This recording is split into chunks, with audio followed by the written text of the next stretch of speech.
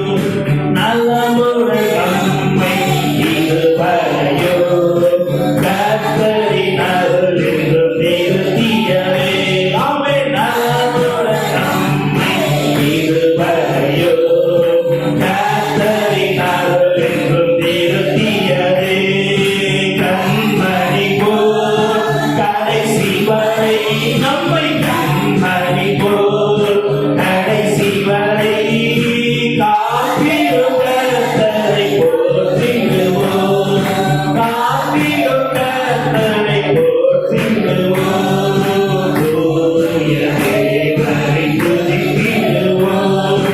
நேயமாய் நம்மை நடத்தினாரே, போய புகழுடன் கீதம் பாடி தினம் போற்றி புகழ்ந்திடுவோம். அல்லேலூயா, ஓய புகழுடன் கீதம் பாடி தினம் போற்றியே பணிந்திடுவோம். அல்லேலூயா, அல்லேலூயா. கூடுதல் பேசுகிறேன். ஆண்டவரே, ஹல்லேலூயா, உமக்கு ஸ்தோத்திரம். ஒவ்வொரு தேவைகளை பார்த்துக் கொள்ளும்படியாக உலகவாயிலே எங்கள் தகப்பன் இருக்கிறீர்கள். ஹல்லேலூயா, நல்ல ஒரு தகப்பன் நிகவாயிலே எங்கள் பெயரை கொண்ட நம்முடைய தேவாதி தேவன், ராஜாதி ராஜன், கர்த்தாதி கர்த்தர், நமக்குள் இருக்கிற தேவனுக்கு என்று சொல்லும் ஆண்டவருக்கு. ஹல்லேலூயா.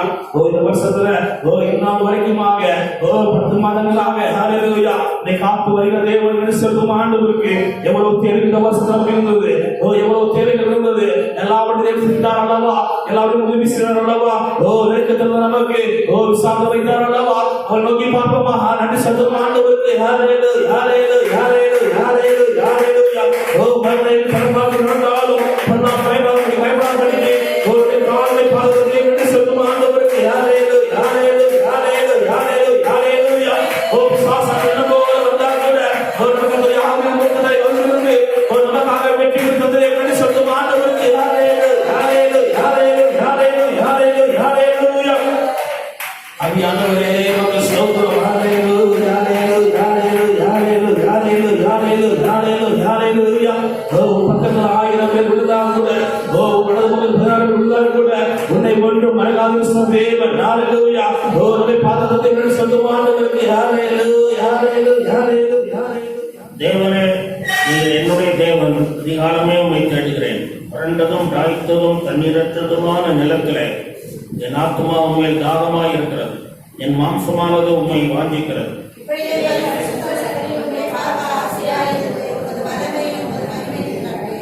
ஜீவனை பார்க்கலும் உமது கிருபை நல்லது, என் உதடுகள் உண்மை துதிக்கும்.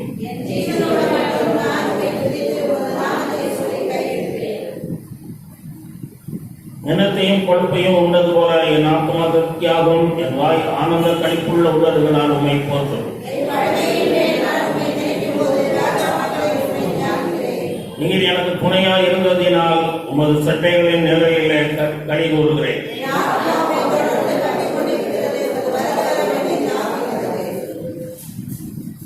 என் பிராணனை அழிக்க தேடுகிறவர்களோ பூமியின் தாழ்விடங்களில் இறங்குவார்கள். ராஜாவோ தேவனில் களி கூறுவார், அவர் பேரில் சத்தியம் பண்ணுகிறவர்கள் யாவரும் நன்மை பாராட்டுவார்கள். கத்தப்பட்ட சமயத்துக்காக ஸ்தோத்திரம் பண்ணுவோம். 7ஆம் வசனத்தில் நீர் எனக்கு துணையா இருந்ததினால் ஒரு சட்டைகளிலே கட்டி வருகிறேன். கடந்த வாரம் முழுவதும் நமக்கு துணையா இருந்தான், நம்மை நடத்தி வந்தான், நம்முடைய குடும்பத்தை நடத்தினான், பிள்ளைகளை நடத்தினான், நம்முடைய எல்லா காரியங்களிலும் போக்குவரத்துலாம் கூட இருந்தான், துணையா இருந்தான். 3ஆம் வசனம் ஜீவனை பார்க்கும் கிருபை நல்லது. ஜீவனை பார்க்கும் கிருபைதான் நல்லது. ஜீவன் நல்லதல்ல, ஜீவன் நல்லது, கிருபைதான் நல்லது. அல்லேலூயா. கிருபைதான் பெரியது, கிருபைதான் மேலானது. நமக்கு ஒரு கார் இருக்கலாம், நல்ல வசதிகள் இருக்கலாம், ஃபேக்டரி இருக்கலாம், சொந்த வீடு இருக்கலாம், சொந்த நிலங்கள் இருக்கலாம், வசதிகள் எல்லாம் இருக்கலாம். அதை காட்டிலும் அவருடைய கிருபைதான் பெரியது. அல்லேலூயா. அவருடைய கிருபைதான் மேலானது, கிருபைதான் நல்லது. கர்த்தரையெல்லாம் சோதனை பண்ணுவோம். அடுத்த நாட்கள்ல கர்த்தருக்காக சோதனை பண்ணுவோம். நாட்களுக்கு இந்த வாரம் முழுவதும் நம்மோடு இருந்து நடத்த சோதனை பண்ணுவோம். இந்த பெருந்தொற்று வியாதிகள்லாம் நம்மை காத்துக்கொண்டதற்காக சோதனை பண்ணுவோம். விசுவாச மக்கள் அனைவரையும் தேவன் பாதுகாத்து ஆசீர்வதித்து எல்லா தீமைகளுக்கும் விலைக்கு காத்து ஆராதனைகளுக்கு கொண்டு வரும்படி சோதனை பண்ணுவோம். சோத்திரம் சோத்திரம். இந்தியாவிலே கர்த்தருடைய சிலுவையின் கொடி உயர்ந்து பறக்க சோத்திரம் பண்ணுவோம். தேவ ஊழியர்கள் எல்லாம் ஆசீர்வதிக்க சோத்திரம் பண்ணுவோம். நடக்க ஆராதனைகளுக்காக சோத்திரம் பண்ணுவோம்.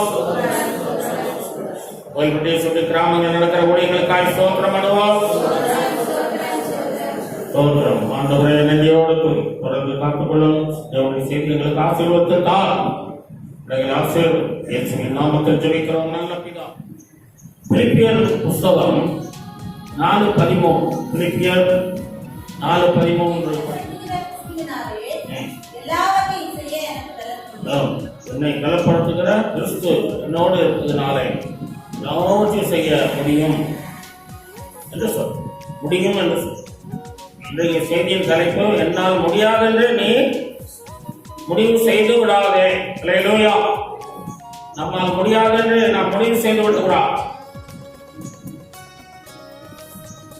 ஏனென்றால் நாம் ஆண்டவருடைய பிள்ளைகளாக இருக்கிறோம். ஆண்டவர் நம்மோடு கூட இருக்கிறார். அல்லேலூயா. ஆகவே நாம் எல்லாவற்றையும் செய்ய நமக்கு பலன் தருவார். அல்லேலூயா. எல்லாவற்றையும் முடியும் என்று சொல்லும். தேவன் நமக்கு சொல்லுகிற எல்லா சட்ட திட்டங்களையும் கைக்கொள்ள பலன் உண்டு. எல்லாவித பிரதேசங்களையும் கைக்கொள்ள முடியும். ஆண்டவர் சொல்லுகிற எல்லாவற்றையும் செய்ய எனக்கு முடியும் என்று சொல்லி ஆண்டவர் என்ன சொல்லுகிறாரோ அதை எல்லாவற்றையும் நாம் செய்ய வேண்டும். இது முடியாது, இது முடியாது, அப்படி செய்ய முடியாது என்று சொல்லி சொல்லக்கூடாது. அல்லேலூயா. நாம் மரியாதையும் எடுத்துக்கொள்வோம். முடியாது என்று சொன்ன 4 பேரை குறித்து பார்க்க இருக்கிறோம். லூக்கா 1:30 34 வரைக்கும் நாம் வாசிக்கும் போது,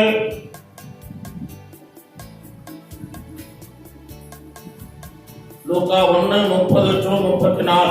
தேவதூதன் அவளை நோக்கி, மரியாளே, பயப்படாதே, நீ தேவனிடத்தில் கிருபை பெற்றாய். இதோ நீ கர்ப்பவதியாகி ஒரு குமாரனை பெறுவாய். அவருக்கு இயேசு என்று பெயரிடுவாயாக. அவர் பெரியவராய் இருப்பார். உன்னதமானவருடைய குமாரன் எனப்படுவார். கர்த்தராகிய தேவன் அவருடைய பிதாவாகிய தாவீதின் சிங்காசனத்தை அவருக்கு கொடுப்பார். அவர் யாக்கோபின் குடும்பத்தாரை என்றென்றைக்கும் அரசாடுவார். அவருடைய ராஜ்யத்துக்கு முடிகிறாது என்றார். அதற்கு மரியாள் தேவதூதனை நோக்கி, இது எப்படியாகும்? புருஷனை அறியனே என்றாள். மரியாதைக்கு தேவதூதன் தேவனுடைய ரட்சிப்பின் திட்டங்களை குறித்து சொல்லுகிறார். இயேசு ஒன்றில் உதயமாவார் என்று சொல்லும் போது அவளுக்கு அதை ஏற்றுக்கொள்ள முடியாத ஒரு சூழ்நிலையாக இருக்கிறது. அது முடியாது என்று அவள் சொல்லக்கூடியவளாக இருக்கிறார். காரணம் என்னவென்றால், அவள் ஒரு கன்னி பெண்ணாக இருக்கிறாள். விவாகமாகவில்லை, ஆகவே கணவன் இல்லை. அப்படியே கர்ப்பவதியானாலும் கூட அந்த நாட்களிலே அந்த தேசத்துல என்ன செய்வாங்க, கல்லறிந்து சொல்லுவார்கள், அவமானப்படுத்துவார்கள், நிந்திப்பார்கள், பேசுவார்கள், எல்லா கஷ்டங்களையும் அனுபவிக்கணும். அதெல்லாம் அவள் மாம்சத்தின்படி சிந்தித்து பார்க்கிறாள். சிந்தித்து பார்த்துதான் அவள் என்ன சொல்லுகிறாள். ஆமா, அதிலே கூட ஒரு வருஷத்துல 29 அவளும் அவளை கண்டு அவன் வார்த்தைகளினாலே கலங்கி இந்த வாழ்த்துதல் எப்படிப்பட்டதோ என்று சிந்தித்துக் கொண்டிருந்தாள். மாம்ச பிரகாரமாக சிந்திக்கிறார். அப்புறம் தேவதூதன் விவரமா சொல்லும் போது அதை புரிந்து கொள்கிறார். அல்லேலூயா. என்றால் அவள் ஆவிக்குரிய ஒரு பெண்ணாக இருக்கிறார். ஆகவே அவள் பல காரியங்களை சிந்திக்கிறாள். உலக பிரகாரமும் சிந்திக்கிறாள், தேவனுடைய காரியங்களையும் சிந்திக்கிறாள். தேவதூதன் சொன்ன வார்த்தைகளை அவள் விவரமாய் கேட்டு தெரிந்து கொண்டாள், புரிந்து கொண்டாள். அல்லேலூயா. புரிந்து கொண்ட போதே நான் ஆண்டவருக்கு அடிமை என்று ஒப்புக் கொடுக்கிறாள். அல்லேலூயா. தன்னை அர்ப்பணிக்கிறாள். ஆண்டவருக்கு அடிமை, என்னால முடியும். அல்லேலூயா. நான் ஒரு குமாரனை கணவன் இல்லாமலே பெற்றெடுக்க முடியும். அவனை நான் வளர்த்து ஆளாக்க முடியும். தேவனுடைய ரட்சிப்பின் திட்டங்களை என்னால் நிறைவேற்ற முடியும். அல்லேலூயா என்று சொல்லி அவள் முடியும் என்று சொல்லுகிறார். அல்லேலூயா. ஆகவே முடியாது என்று சொல்லக்கூடிய சூழ்நிலைகளை நாம் தவிர்க்க வேண்டும். முடியாது என்று சொல்லி நாம் எதிலுமே நாம் சாதிக்க கூடாது.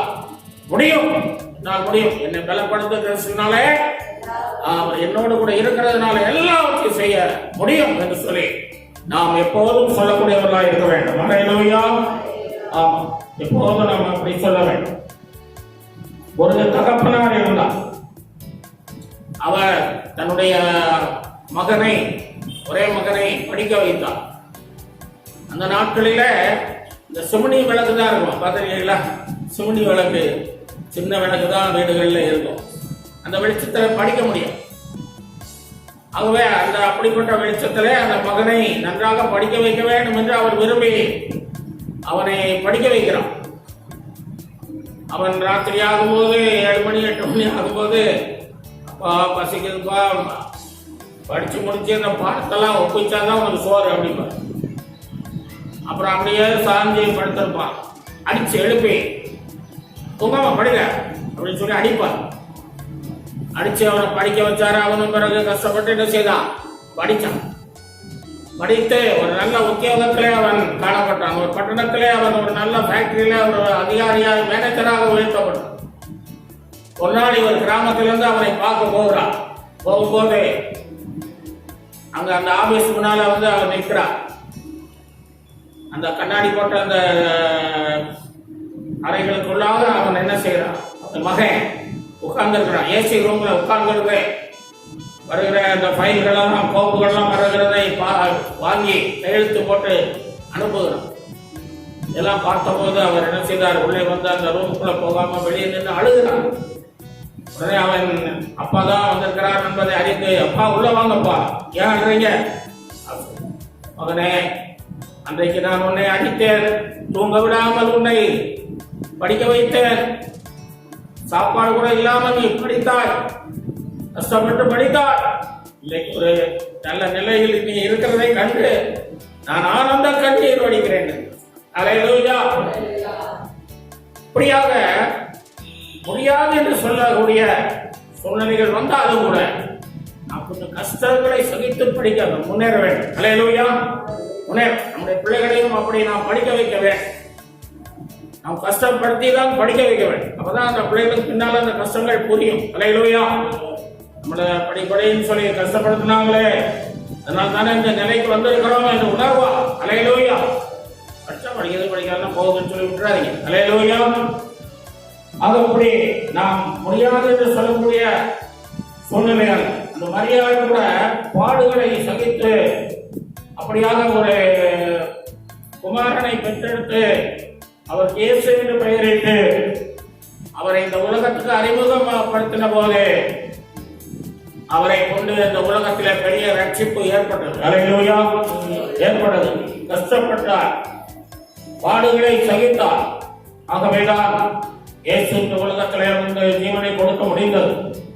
ஆகவே நாமும் கூட முடியாத ஒரு காரியத்தை நாம் எடுத்துள்ளது. இவர் சொல்லுகிறார், நெப்போலியன் முடியாது என்று சொல்லக்கூடிய வார்த்தையை என்னுடைய சரித்திரத்திலிருந்தே எடுத்து போடுங்கள் என்று அவர் சொல்லக்கூடியவராக, இயேசுவும் முடியாது என்று சொல்லக்கூடிய வார்த்தைகளை எடுத்து போடுங்கள் என்று சொன்னார். அல்லேலூயா. இயேசுவும் முடியாது என்று சொல்ல, சிலுவையை தூக்கி கொண்டு போகும்போது அவரால் முடியல என்று சொல்லிட்டு என்ன செய்யறாங்க, நீ தூக்குப்பான்னு நிறைய பேர் சொல்றாங்க. ஆனால் இயேசு சொல்றார், நானே சுமக்கிறேன். அல்லேலூயா. என்னால் முடியும் என்று சொல்லி அவர் 2-3 நாள் சாப்பிடல. அநேக அடிகள் அடிக்கப்பட்டு அவர் இரவு பகலாக தூங்காமல் கஷ்டப்பட்டிருக்கிறார். ஆனால் கூட என்னால் முடியும் என்று சொல்றார். அல்லேலூயா. ஆகவே முடியும் என்று அவர் அப்படியே சிலுவையை சுமந்ததினாலே பாடுகள் எல்லாம் அவர் சுமந்து முடியும் என்று சொல்லி கடைசி வரைக்கும் அவர் அதில் உறுதியாக இருந்ததினாலே அவர் பிதாவின் வலது பார்சத்திலே உயர்ந்த பதவியில வைத்திருக்கிறார். அல்லேலூயா. ஆகவே முடியாது என்று சொல்லுகிற காரியங்களை நாம் மாற்ற கர்த்தர் நமக்கு உதவி செய்வாராக. 2வது நம்ம மோசேயை பார்ப்போம். 1வது மரியாதை பார்ப்போம். 2வது மோசே. யாத்திராகமம் 4ஆம் அதிகாரம் 10 to 13 வரைக்கும் வாசிக்கும் போது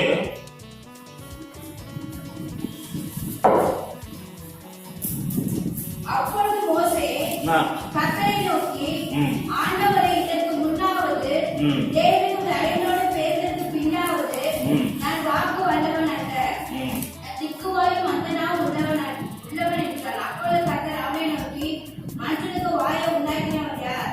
பூமியின் செவிலையும் பார்வை உள்ளவனை குருடனை உண்டாக்கினவர் யார்? அத்தகைய நான் அல்லவா? ஆதலால் நீ போ, நான் உன் வாயோடு இருந்து நீ பேசுவது உனக்கு போதிப்பேன் என்றார். அதற்கு அவன், ஆண்டவரே, நீர் அனுப்ப சுத்தமாய் யாரையும் அனுப்பும் என்றான். அப்பொழுது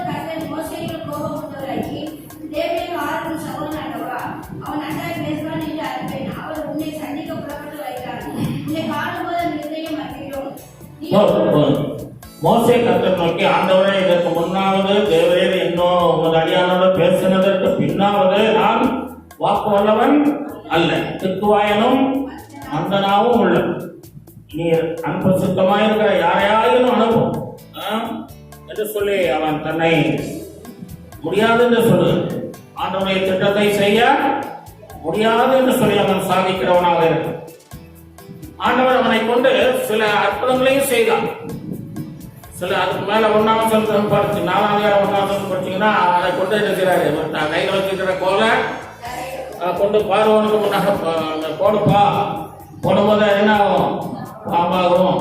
மறுபடியும் படிச்சீங்கன்னா கோல் ஆகிரும் அப்படின்னு சொல்றாரு. அலையா, ஆமா, பாம்பாகிடுச்சுன்னா அதிகாரத்துல அந்த பாம்பை தான் முதல்ல ஆண்டவர் சபிக்கிறார். முதல்ல யாரை சபித்தாரு? பாம்பு, சர்ப்பத்தை தான் சபித்தார். மனுஷனை சபிக்கல, மனுஷனை ஆதாம் ஏவாள சபிக்கல.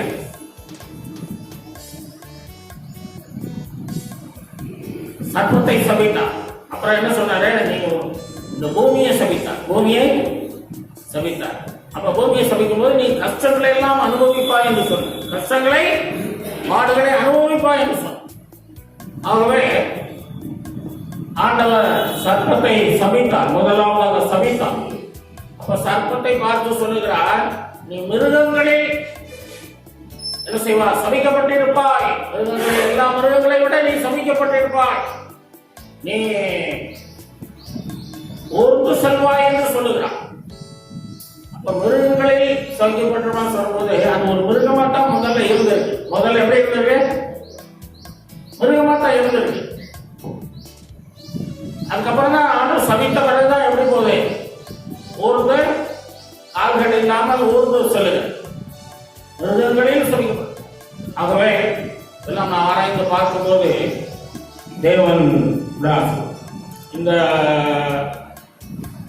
பறவைகளை ஆசீர்வதித்தான், கடலில் வாழ்கிற மச்சங்களை ஆசீர்வதித்தான், மிருகங்களை ஆசீர்வதிக்கல, மிருகங்களை ஆசீர்வதிக்கல. நீங்க நல்லா ஆதியாகம் 1ஆம் அதிகாரம் படிச்சீங்கன்னா மிருகங்களை என்ன செய்யல, ஆசீர்வதிக்கல. மற்றதெல்லாவற்றையும் ஆசீர்வதித்து பழுகி பெருகி என்ன செய்யுங்க, சமுத்திரத்தை நிரப்புங்கள், பறவைகளை பார்த்து பழுகி பெருகுங்கள் என்றார்.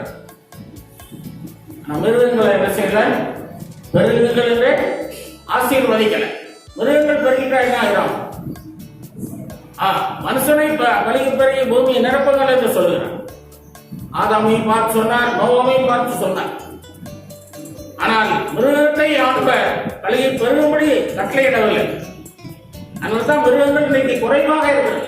மிருகங்கள் அப்படி பழுகி பெருகி பூமியை நிரப்புங்கள், மனிதனை விட அதிகமாக பெருகி இருக்கும். அலையிலா, அதனால மிருகங்களை நாங்கள் பெருகும்படி கட்டளை அவர் ஆசீர்வதிக்கிறேன். இதெல்லாம் ஆதியாகம் 1ஆம் அதிகாரம் வாசிங்கன்னா 2ஆம் அதிகாரம் வாசிங்கன்னா கௌரவமாக இருக்கும். அலையிலா, கருத்தை நாம் அதிகமாக தியானித்து உண்மையை கண்டுபிடிப்போம். கர்த்தருக்குள்ளே நாம் சந்தோஷமாக வாழ்வோம்.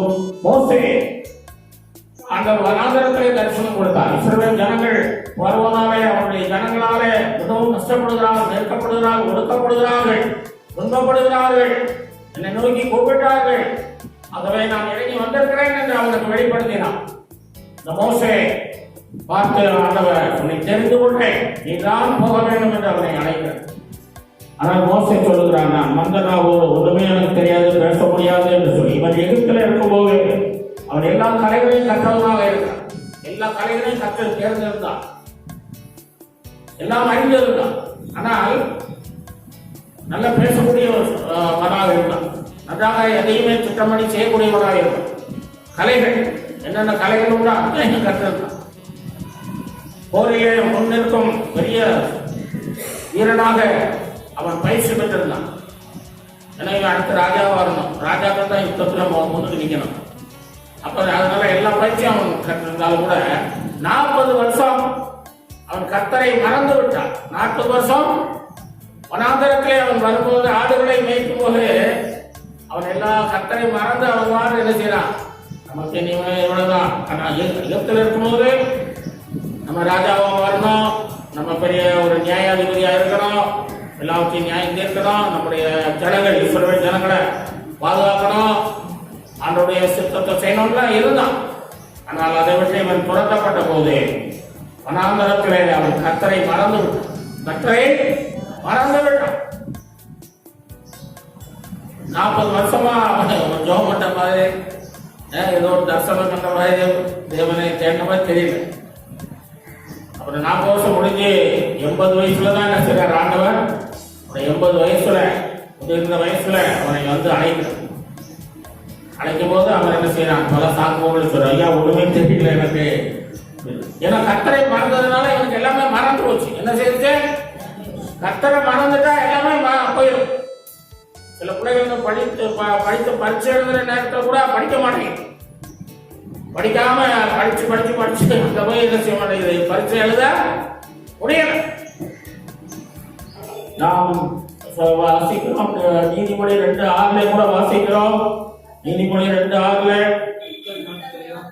கர்த்தர் ஞானத்தை தருகிறார், அவர் வாய் நின்று அறிவும் புத்தியும் சரிங்களா. ஞானத்தை தருகிறவர் தேவன். அல்லேலூயா. எவ்வளவு படித்தாலும் ஞானம் வராது. தேவன் தான் ஞானத்தை தருகிறவர், அறிவை தருகிறவர், புத்தியை தருகிறவர். அதனாலே நாம் ஜெபிக்கணும்.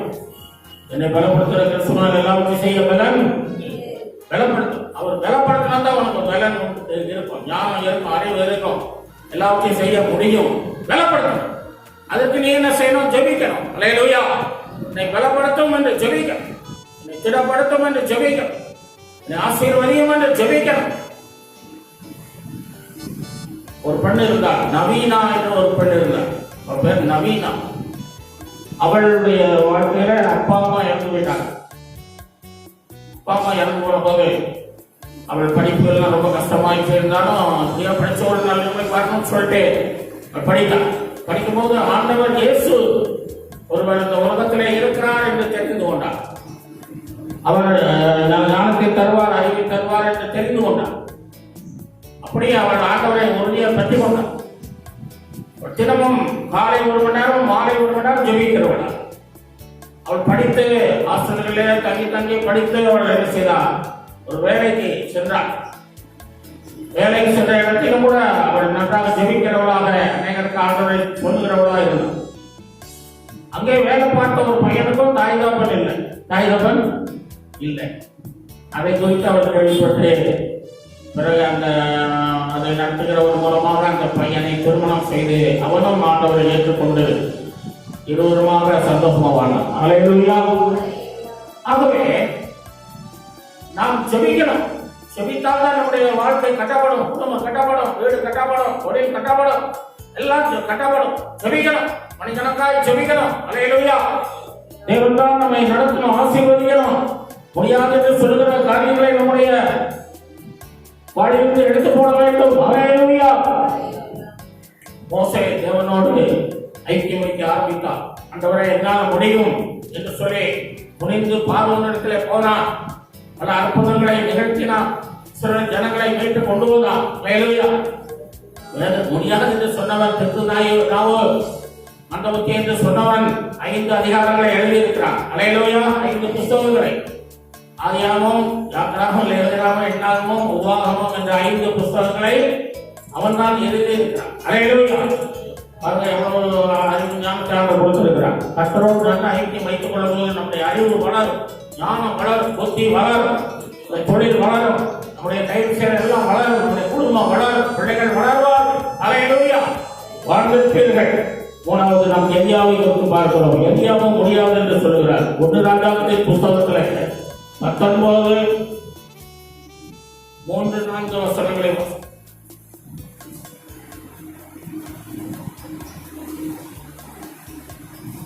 அவனுக்கு அது தெரிந்தபோது எழுந்து தன் நாடனுக்காக யூதாவை சேர்ந்த பேர்சாபாவுக்கு புறப்பட்டு போய் வேலைக்காரத்தை அங்கே நிறுத்திவிட்டார். அவன் வனாந்தரத்தில் ஒரு நாள் பிரயாணம் போய் ஒரு சூரிய செடியின் கீழ் உட்கார்ந்து தான் சாக வேண்டும் என்று கூறி, போது கர்த்தாவே, என் ஆத்மாவை எடுத்துக் கொள்ளும், நான் என் பிதாக்களை பார்க்க நல்லவன் அல்ல என்று சொல்லி ஒரு சூரிய செடியின் கீழ் படுத்துக் கொண்டு நித்திரை பண்ணினார். அப்பொழுது ஒரு தூதன் அவனை தட்டி எழுப்பி, எழுந்திரே, போதனம் பண்ணி என்றார். அவன் விழித்து பார்க்கிற போது இதோ தழலில் சுடப்பட்ட அடையும் ஒரு பாத்திரத்தில் தண்ணீரும் அவன் தலைமாட்டில் இருந்தது. அப்பொழுது அவன் புசித்து குடித்து திரும்ப படுத்துக் கொண்டான். இந்த வனாந்தரத்துல எலியா வருகிறான். வந்து ஒரு செடியின் கீழே படுத்துக் கொள்கிறான். என் ஊழியம் முடிந்தது, என் வாழ்க்கை முடிந்தது, இனிமேல் நான் ஊழியம் செய்ய முடியாது, இனி ஆண்டவருக்காக எதையுமே நான் நடப்பிக்க முடியாது, எல்லாம் முடிந்தது என்று சொல்லுகிறேன். ஆனால் அந்த எலியாவை கொண்டு கர்த்தர் என்ன செய்தார்? அவனை பலப்படுத்தி திரும்பவும் எடுத்து அவனை பயன்படுத்தினான். அல்லேலூயா, பயன்படுத்தினான். அந்த நாட்களில் இசபேல் என்று சொல்லக்கூடிய ஒரு பெண் இருக்கிறார். எலியா அந்த தேசத்துல விக்கிரகங்களை அவளை கொண்டு வந்து வைத்து தேசத்துல விக்கிரகராதனையா மாற்றிட்டான். அதை பார்த்து எலியா என்ன பண்றாரு? மழையே பெய்யக்கூடாது என்று கட்டளையிடுகிறார். அப்படி 3 வருஷம் மழை பெய்யல. இதுக்கெல்லாம் காரணம் யார் என்று சொல்லி ஆகாப் ராஜா விசாரிக்கிறார். இசபேலுடைய கணவர் தான் ஆகாப் ராஜா விசாரிக்கிறார். அப்பொழுது எலியா தான் தப்பு செய்யறான்னு சொல்லும்போது எலியாவின் தலை நாளைக்கு அவன் மேல இருக்காது என்று சொல்லுகிறார். அப்ப ஆண்டவருக்கு போய் ஒரு ஜெபிக்கிறார். ஜெபிக்கும் போது ஆண்டவர் சொல்றாரு, நீ போய் ஆகாபுக்கு உன்னை காண்பி, நீ போ, ஆகாபிட்ட நீ துணிஞ்சு போ, அவன் தலையை எடுக்கிறத பார்ப்போம், நீ போடா அப்படின்னு சொல்லி அப்படி தைரியமா போனான். போகும்போது ஆகாப் ராஜா இஸ்ரவேலை தடுக்கிறவன் நீதானே என்று சொல்லி, நான் அல்ல, நீரும் உன்னுடைய தகப்பன் குடும்பமும் தான் செய்கிறீர்கள் என்று சொல்லி தைரியமா பேசி அங்க ஒரு போட்டி வச்சு என்ன செய்யறான்?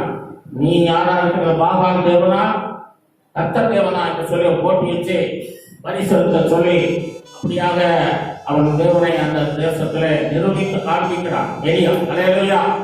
பலிபீடத்தை செப்பனிட்டு கட்டி எழுப்பி இஸ்ரவேல் என்ற பெயரை வைத்து அவன் அந்த பலியை செலுத்தும் போது கர்த்தர் அந்த பலியை அங்கீகரித்தான். அப்பொழுது ஜனங்கள்லாம் சொன்னாங்க, கர்த்தரே தேவன். இதை ஆகாப் ராஜாவும் இவன் எலியாவும் சேர்ந்துதான் திட்டமிட்டு செய்யறாங்க. இசபேலுக்கு தெரியாது. இசபேலுக்கு அவதான் அவட்ட கேளாம ஆகாப் ஒண்ணுமே செய்ய முடியாது. ராஜா நான் அவளை கேளாம ஒண்ணுமே செய்ய முடியும். அவளுக்கு அடிமையா இருக்க. அவள் இதை கேள்விப்படுகிறாள். மறுநாள்ல கேள்விப்படுகிறாள். கேள்விப்பட்ட போது இப்படியா நம்முடைய தீர்க்கதரிசிகள், அவள் பல தீர்க்கதரிசிகளை கொண்டிருக்கிறாள், தன்னுடைய தீர்க்கதரிசிகளை. அதனால இவன் பாகாலுடைய தீர்க்கதரிசிகளை 250 பேரை கொண்டுட்டான், வெட்டி விட்டான். ஈசோன் ஆற்று அறையில கொண்டு போய் எல்லாரும் வெட்டி விட்டான். அது அவங்க 2 பேரும் உடன்பாடு செய்து அதை செய்தார்கள். இதை அவர் கேள்விப்பட்ட போது நம்முடைய தீர்க்கதரிசிகளை, நம்முடைய பூஜாரிகளை கொண்டு விட்டாரே என்று சொல்லி நாளைக்கு அவரை அதே போல செய்யாமல் விடமாட்டேன் என்று சொல்லி இதை கேட்டபோது அவன் பயந்தான். எலியா எதனாலே அவன் தன் ஊழியத்தை நான் இனி செய்ய முடியாது, இவ்வளவுதான் என்று சொல்லி போதும் என்று ஏன் சொன்னான் என்றால் பயப்பட்டதுதான். என்ன செய்தான்? பயம். மரியாதை எதனாலே முடியாது என்று சொன்னால் மாம்ச பிரகாரமாக உலக பிரகாரமாக சிந்தித்ததுனாலே முடியாது என்றான். மோசே அவன் கர்த்தருடைய ஐக்கியத்தை விட்டுவிட்டதுனாலே அவன் செய்ய முடியாத சூழ்நிலையில அவன் சொல்லுகிறான். அல்லேலூயா. கர்த்தரை விட்டுவிட்டதுனா, ஐக்கியத்தை விட்டுவிட்டதுனா. எலியா அந்த இஸ்ரவேலுக்கு பயப்படுகிறான், மனுஷனுக்கு பயப்படுகிறான். அதனாலே அவன் முடியாது என்று சொல். அதனாலே அவன் வனாந்தரத்திலே படுத்துக் கொடுக்கிறான். ஆண்டவர் அப்பமும் இடம் கொடுக்கிறாரு, தண்ணீரும் கொடுத்து அவனை பலப்படுத்தி தேவ பர்வதத்திற்கு கொண்டு போகிறான். தேவ பர்வதம் என்ற ஒரு இடத்தில் கொண்டு போகிறான். அது கர்மேல் மலையாக இருக்கலாம் என்று நினைக்கிறேன். அங்கதான் அது அதிகமா இருந்திருக்கிறான், ஜோம் பண்ணி இருக்கிறான். அங்கே போய் இருக்கும்போது அவனை சந்தித்து ஆண்டவர் மறுபடியும் பேசி, நீ என்னுடைய ஊழியத்தை செய்ய வேண்டும், உன்னுடைய வாழ்க்கை இதோடு முடிந்து போகாது, நீ உயிரோடு பரலோகத்துக்கு வர வேண்டும், உயிரோடு பரலோகத்துக்கு வரணும். இந்த பூமியில நீ சாக மாட்ட, யாரும் உன்னை தொட முடியாது. வேத வசனத்தை சரியா தியானிக்காதனால அவருக்கு பயம் வருது. வேதத்தில் என்ன சொல்லப்பட்டிருக்கு? யோசுவா 1:5 வாசிக்கிறோம், நீ உயிரோடு இருக்கும் நாளெல்லாம் ஒருவனும் முன்பாக எதிர்த்து நிற்பதில்லை. லேவியராகமம் 26:7 சொல்லப்பட்டிருக்கு, உங்கள் சத்துருக்களை துரத்துவீர்கள், நீங்கள் பயப்படாமல் இருப்பீர்கள் என்று சொல்லப்பட்டிருக்கிறது. ஏசாயா 54:18 வாசிக்கிறோம். உனக்கு விரோதமாக எந்த ஆயுதமும் வாய்க்காது என்று சொல்லுகிறார். இந்த வசனங்களை எல்லாம் அவன் பயம் வந்துச்சுன்னா எல்லாமே போயிடும். பயம் வந்துச்சுன்னா வசனமும் ஞாபகம் வராது, பாஸ்டரும் ஞாபகம் வராது, ஒளியமும் ஞாபகம் வராது, சபையும் ஞாபகம் வராது. பயம் வந்து அவ்வளவு வேதனை உள்ளது சொல்லி பயம் உள்ளது அப்படிப்பட்டது வேதனை நிறைந்து வேதனை.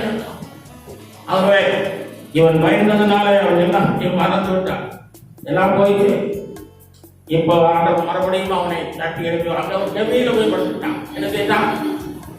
இங்க சூரசிரிகளை படுத்துக்கிறான், இங்க கெபியில போய் படுத்து அவனை மறுபடியும் தட்டி எழுப்பி நீ போய் என்ன செய், நிம்சின் குமாரனாகிய ஆசுலேரை சீரியாவின் மேல் ராஜாவாக அபிஷேகம் பண்ண வேண்டும்.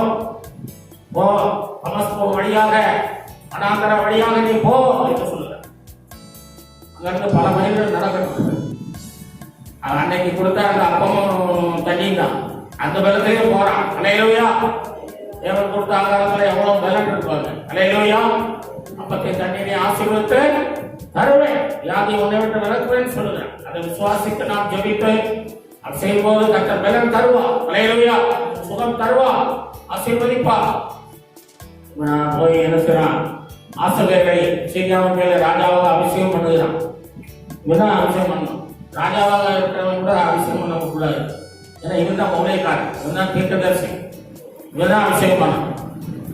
அடுத்து யெகூவை இஸ்ரவேலின் மேல் ராஜாவாக நீ அபிஷேகம் பண்ண, இஸ்ரவேல் போ, இஸ்ரவேல் தேசத்துக்கு போ என்றான். அவன் அங்கிருந்து மறுபடியும் இஸ்ரவேலுக்கு வந்து யெகூவை ராஜாவாக அபிஷேகம் பண்ணுகிறான். இஸ்ரவேல்ல தான் ஆகாபும் இருக்காங்க, இஸ்ரவேலும் இருக்காங்க. இந்த யெகூவை அபிஷேகம் பண்ணும்போது இவங்களுடைய ஆட்சி முடிஞ்சிருச்சு. அல்லேலூயா. முடியல. ஆனா அந்த யெகூ தான் என்ன செய்யறான்? அவங்களை முடிய வைக்கிறான். அல்லேலூயா.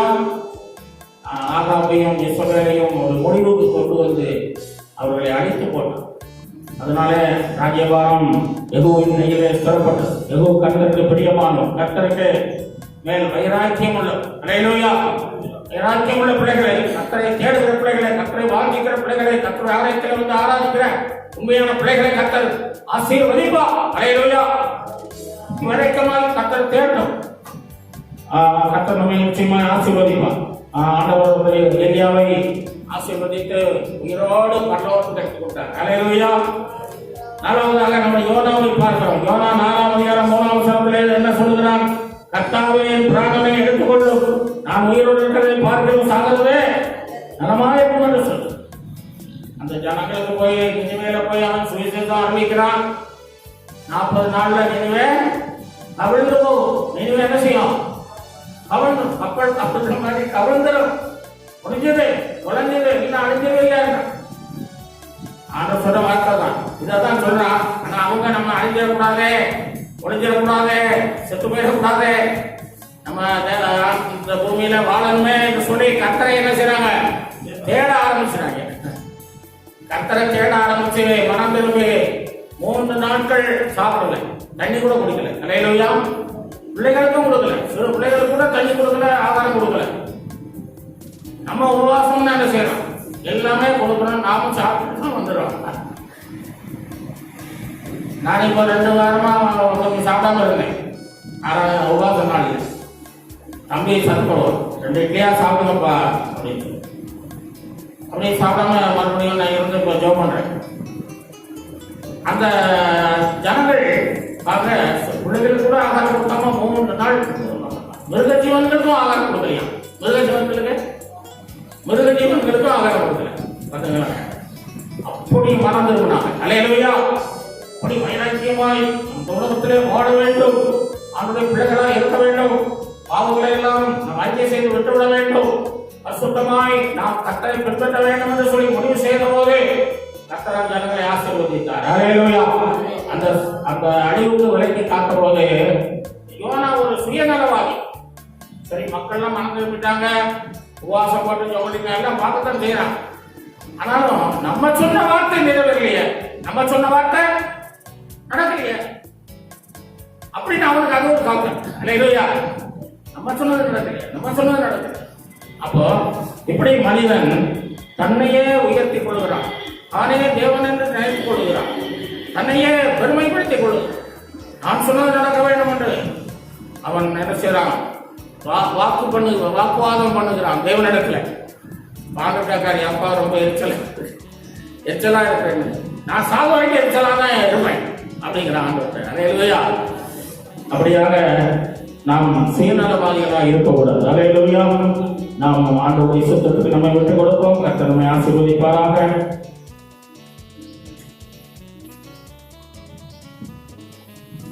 38 வருஷம் வியாதியாய் ஒரு மனிதன் இருக்கிறான். அவனை ஆண்டவர் அவனை போய் பார்த்து பேசும்போது அவன் என்ன சொல்றான்? உண்மையை சொல்றான். ஆண்டவரே, என்னால் முடியலப்பா, என்னால எழும்பி போக முடியல, என்னால நடந்து போக முடியல, இந்த தண்ணிக்குள்ள இறங்க முடியல, எனக்கு உதவி செய்யவும் யாரும் இல்லை அப்படிங்கிற முடியாத சூழ்நிலையை தேவனிடத்தில் சொன்னான். அல்லேலூயா. இயேசுவிடத்தில் சொன்னான். அப்பொழுது ஆண்டவர் என்ன செய்தாரு? உன்னால் முடியும் என்று சொல்லி அவனை தூக்கி விட்டார். அல்லேலூயா. தூக்கி விட்டார். தண்ணீர் இறங்க வேண்டாம், எங்கே இறங்க வேண்டாம், எச்சு நட அப்படின்னு சொல்லி படத்தை எடுத்துக்கொண்டு போக. அல்லேலூயா. அப்படியாக அவனை சுகப்படுத்தி அவனுக்கு உடலை கொடுத்தான். நாம முடியாத சூழ்நிலையை சொல்லணும். ஐயா, குடும்பத்தை நடத்த முடியல, கணவனை நடத்த முடியல, மனைவியை நடத்த முடியல, பிள்ளைகளை நடத்த முடியல, தொழிலை நடத்த முடியல, ஐயா எனக்கு ஒண்ணுமே செய்ய முடியல, சூழ்நிலைகள் இப்படி இருக்கிறது என்பதை நீங்க ஆண்டவரிடத்திலே சொல்லும் போதே அவர் உங்களை பலப்படுத்துவார். உங்களால் எல்லாத்தையும் செய்ய முடியும். அல்லேலூயா. கர்த்தர் உங்களுக்கு உதவி செய்வாராக. நம்ம இருந்து நாம் ஜெபம் பண்ணுவோம். மோசே முடியாது என்றார், அவரை பலப்படுத்தி முடியும் என்று சொல்ல. எலியா முடியாது என்றார், அவனை முடியும் என்று பலப்படுத்தி முடியும் என்று சொல்ல வைத்தார். யோனா முடியாது என்று சொல், அவனையும் முடியும் என்று சொல்லி மீண்டும் ஊழியத்தில் எடுத்து அவனை பயன்படுத்தி. அல்லேலூயா.